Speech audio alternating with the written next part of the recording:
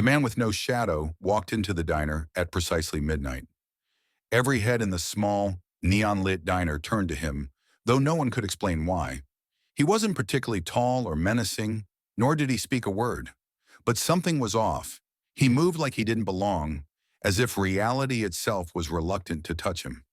The fluorescent lights flickered above him, a bulb popped, and a sudden hush fell over the room. He sat at the farthest booth, sliding into the seat without making a sound. The waitress Claire hesitated before approaching him, her instincts screaming for her to turn away. But she was too polite and too curious. "What can I get you?" she asked, her voice trembling, despite her attempt to sound casual.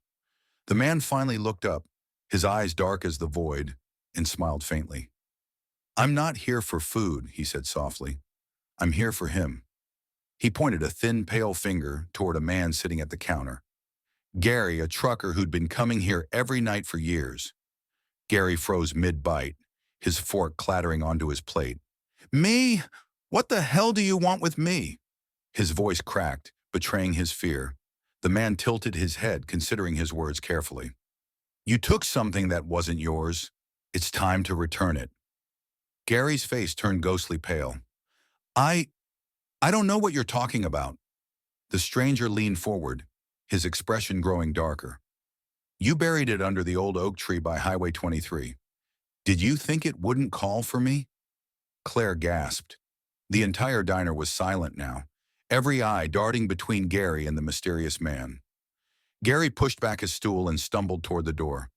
"Stay away from me!" he screamed. But before he could reach the exit, the lights went out. Total darkness consumed the diner.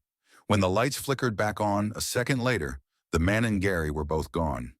No one ever saw Gary again, but the next morning a blood-red stain was found beneath the old oak tree by Highway 23, and beside it, a shadow that didn't belong to anyone.